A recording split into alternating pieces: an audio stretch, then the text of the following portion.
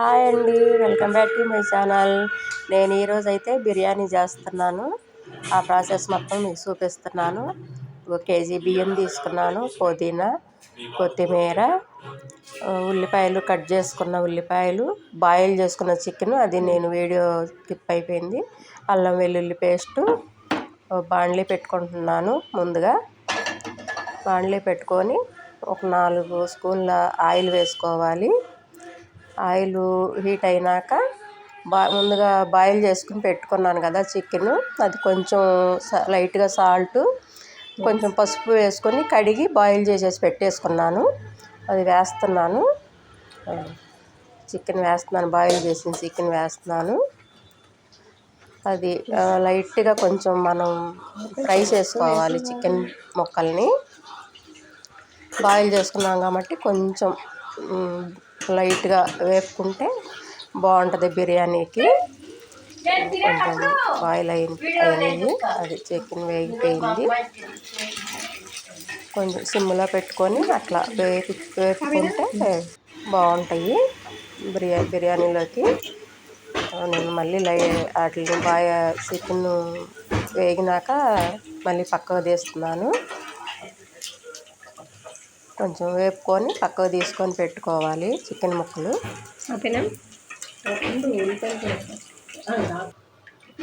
పక్కకు తీసుకున్నాక పచ్చిమిరపకాయలు 4, కొంచెం ఉల్లిపాయలు అదే బాండ్లీలో మళ్ళీ వేపుకోవాలి.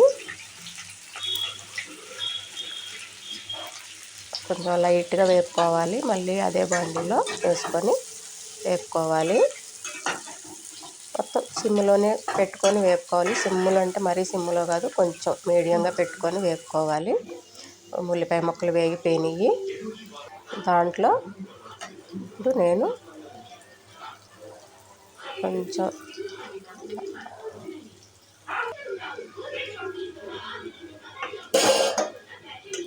చికెన్ ముక్కలు వేస్తున్నాను. కొంచెం వేగినాక చికెన్ ముక్కలు మళ్ళీ వేపుకొని పెట్టుకున్న చికెన్ ముక్కల్ని మళ్ళీ దాంట్లో వేసి ఉల్లిపాయలు లైట్గా మళ్ళీ కొంచెం వేపుకొని దాంట్లో అల్లం వెల్లుల్లి పేస్టు మీకు తగినంత మీరు వేసుకోండి. నేను నా కూరకు సరిపడా నేను వేస్తున్నాను. అల్లం వెల్లుల్లి పేస్ట్ వేసుకొని ముక్కలన్నీ శుభ్రంగా తిప్పుకోవాలి. గరిటె పెట్టుకొని ముక్కలకి పట్టేలాగా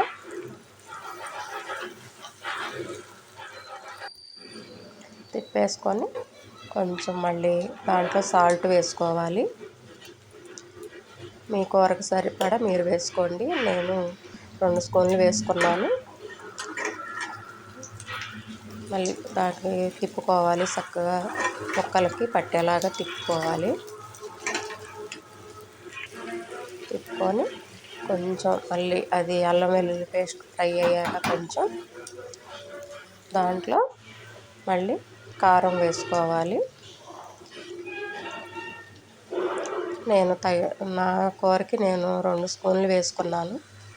మీరు మీ కూరకి తగినంత మీరు వేసుకోండి. వేసుకొని మీడియం ఫ్లేమ్లోనే పెట్టుకొని ఇదంతా చేసుకోవాలి. వేసుకున్నాక కొంచెం లైట్గా వేగింది. నేను వాటర్ పోసుకుంటున్నాను కర్రీకి. వాటర్ కూడా ఎక్కువ అవసరం లేదు. మామూలుగా మీరు మీ గ్రేవీ ఎంత కావాలో అంత వాటర్ వేసుకోండి. ఎందుకంటే ముందే మనం బాయిల్ చేసుకున్నాము, ఫ్రై చేసుకున్నాం కాబట్టి ఎక్కువ వాటర్ పట్టవు. లైట్గా కొంచెం గ్రేవీ కోసం పోసుకుంటే సరిపోతుంది. గ్రేవీ రెడీ అయిపోయింది. లైట్గా ధనియాల పొడి వేస్తున్నాను. ధనియాల పొడి వేసుకొని కొంచెం మళ్ళీ తిప్పుకుంటే కూర అంతా పట్టిద్ది.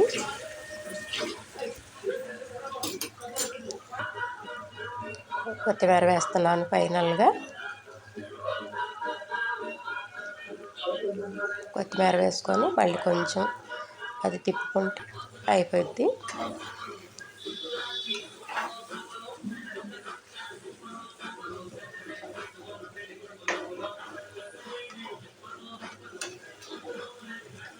అయిపోయింది కర్రీ.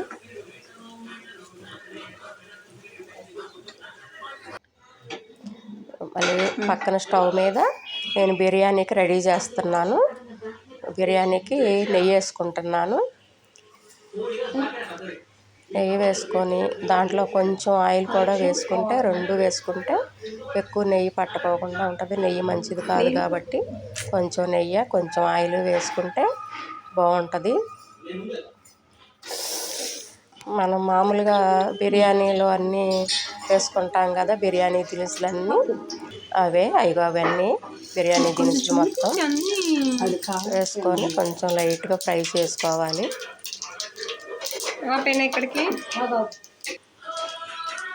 జీడిపప్పు కూడా వేసుకుంటున్నాను నేను. మీ ఇంట్లో ఉంటే వేసుకోండి, లేదంటే తీసేసేయండి.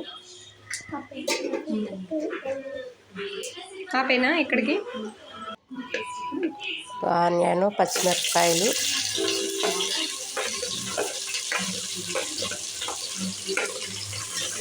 వేసుకొని కొంచెం లైట్గా ఫ్రై అవ్వాలి.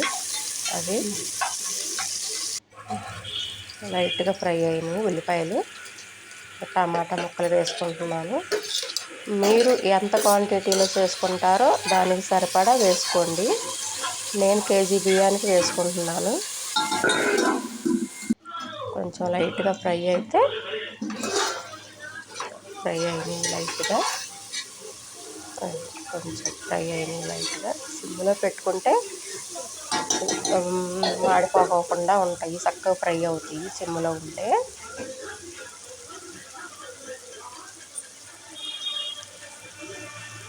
అల్లం వెల్లుల్లి పేస్ట్ వేస్తున్నాను.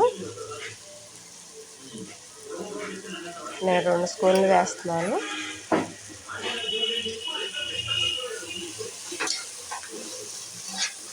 ఈ మసాలాలు వేగేదాకా మీరు స్టవ్ సిమ్లోనే పెట్టుకోండి, హైలో పెట్టొద్దు.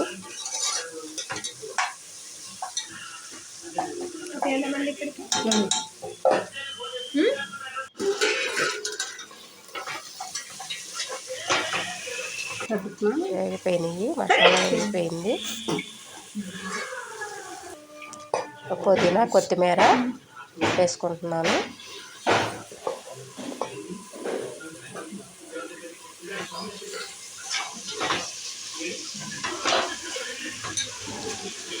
లైట్గా అవి కూడా వేగితే పుదీనా, కొత్తిమీర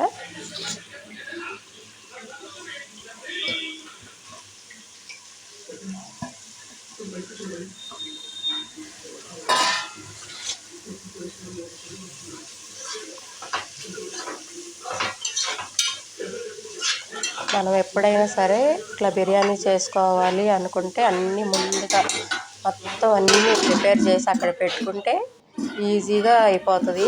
అసలు వంట చేసినట్టు కూడా అనిపించదు. మనం ముందుగా అన్నీ కావాల్సినవి అన్నీ ప్రిపేర్ చేసుకుంటే అయిపోతుంది. అదిగో వేగిపోయింది, మసాలా అంతా వేగిపోయింది. వాటర్ పోస్తున్నాను. నేనైతే మామూలుగా ఒక గ్లాసు రైస్కి గ్లాసున్నర వాటర్ పోస్తాను. కొంతమంది అయితే 2 గ్లాసులు పోసుకుంటారు. నేను గ్లాసు బియ్యానికి గ్లాసున్నర వాటర్ పోస్తాను.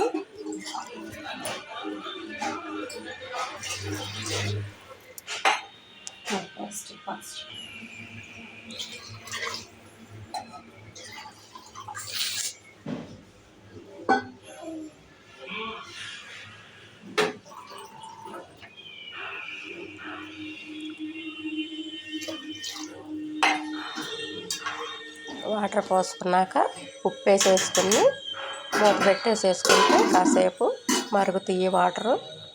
మళ్ళీ పాస్ చేయను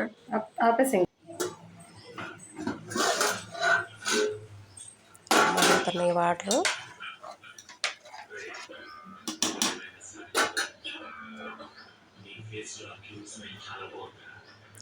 సాల్ట్ వేస్తున్నాను నేను.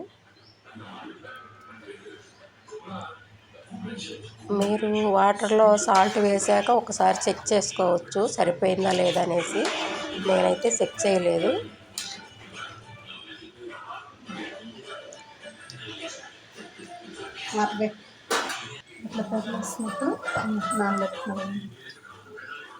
బియ్యం ముందుగా కడిగి నానబెట్టుకున్నాను. నానబెట్టుకుంటే తొందరగా ఉడికిపోతుంది. ముందుగా కడిగేసేసి పక్కన నానబెట్టుకున్నాను. బియ్యం వేస్తున్నాను.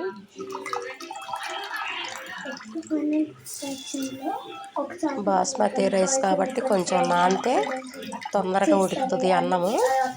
ముందుగా నానబెట్టేసి పెట్టుకుంటే పక్కన ఈజీగా ఉడికిపోతుంది.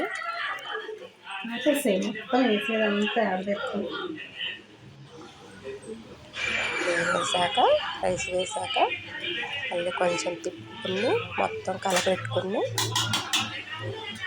మూత పెట్టుకుంటే కొంచెం పొంగొచ్చేదాకా హైలో పెట్టుకోవచ్చు.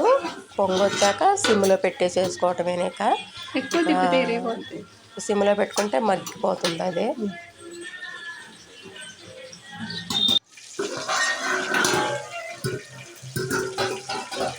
రైస్ అయిపోయింది, ఉడికిపోయింది. కొంచెం అడుగున వాటర్ ఉన్నాయి. ఈ సిమ్లో ఉంది కాబట్టి వాటర్ ఉన్నాయి. ఇప్పుడు నేను ఇందాక చేసి పెట్టుకున్న కర్రీని ఆ రైస్లో వేసేస్తున్నాను. ఈ ప్రాసెస్ చాలా బాగుంటుంది. ఇట్లాగూ ఒకసారి ట్రై చేయండి మీరు కూడా. నేను చేశాను, 2-3 సార్లు చేశాను. ఇట్లా బాగుంది. ఇదొక పద్ధతి బాగుంటుంది. ఇట్లా కూడా మీరు ఒకసారి ట్రై చేయండి, చాలా బాగుంటుంది. కర్రీ అంతా అన్నంకి అడుక్కి పెట్టేసేసుకుని పైన రైసు అట్లా వేసేసుకుంటే మొత్తం మగ్గిపోయేటప్పటికి మొత్తం రైస్ అంతా పట్టుతుంది ఆ కర్రీ అంతా.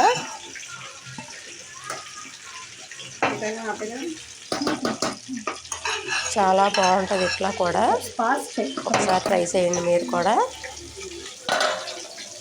మూత పెట్టేసుకొని సిమ్లో పెట్టేసుకుంటే ఇంకా మగ్గిపోతుంది. అయిపోయింది, బిర్యానీ రెడీ అయిపోయింది.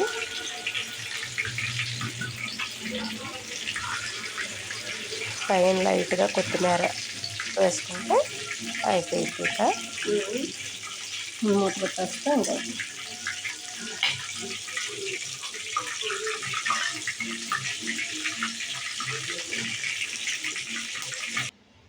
అయిపోయింది, బిర్యానీ రెడీ. నేను లెగ్ పీసులు ప్రాసెస్ మీకు చూపించలేదు, ఇంకో వీడియోలో పెడతాను. ఇది మొత్తం లెంత్ సరిపోదని చెప్పి నేను చూపించలేదు. బిర్యానీ వరకు కర్రీ వరకు చూపించాను. లెగ్ పీసులు ఇంకొక వీడియో పెడతాను. బిర్యానీ రెడీ.